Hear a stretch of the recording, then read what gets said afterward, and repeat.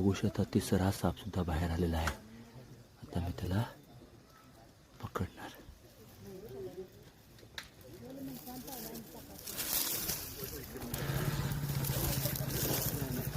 बघू शकता केवढी मोठ्या प्रमाणात साप आपल्याकडे राहतात। 3 साप अशा प्रकारे पकडलेले आहेत आणि ते सांगता येत नाही, लक्षात घ्या। म्हणजे अजून पण आहेत की नाही सांगता येत नाही, हा मात्र सापडलेला आहे।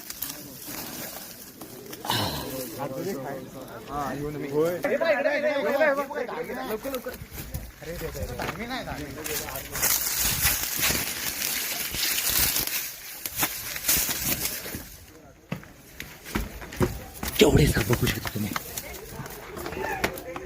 अशा प्रकारे 4था साप सापडलेला आहे। हे तर जुनं घर आहे, माझ्या पायातला शूज सुद्धा पडला। किती साप बघू शकता। 4था धामण आम्ही आता मित्रांनो वाघवडे गावामध्ये आहे।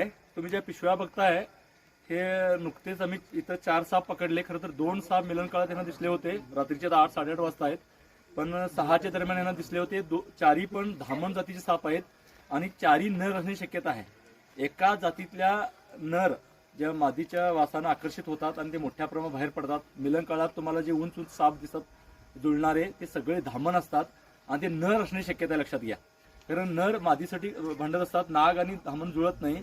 बेळगाव परिसरात तुम्ही आम्हाला बघताना आपण लक्षात ठेवा की असे साप आपल्यापासून धोका नाही, कारण धामणचा काहीच धोका नाही आहे, पण लोकांना भीती वाटते, त्यांना माराने त्याचा काहीच प्रॉब्लेम नाही। लक्षात आपण त्यांना डिस्टर्ब करून ते आपण निघून जातील। इथं मात्र 2 म्हणून बोलवले आणि अक्षरशः इथं 4 धामण सापडले। लोकांच्या समाधानासाठी साप पकडतो, पण तुम्हाला आजूबाजूला आता साप दिसताना मोठ्या प्रमाणात जवळपर्यंत मे जूनपर्यंत हे साप दिसू शकतात। नागाचं मिलन किंवा समागम जो असतोय बेळात होतोय, हे मात्र बाहेर भांडताना आपल्याला दिसतात, ते नर असतात आणि त्यामुळे मोठ्या प्रमाणात बेळगाव परिसराचा साप दिसू शकतात। इथं 2 म्हणून आता 4 सापडले आणि त्यामुळे आपल्याला हे जरी साप दिसले आपण घाबरून जायची गरज नाही, भ्यायची गरज नाही। लक्षात घ्या, त्याच्यापासून कोणताही धोका नाही आहे। त्या नागरिकांचे आभार, त्यांनी मारायचं नाही ठरवले, त्यामुळे इथून लोकांच्या समाधानासाठी हे आम्हाला 4ही पण साप पकडावं लागले। धन्यवाद।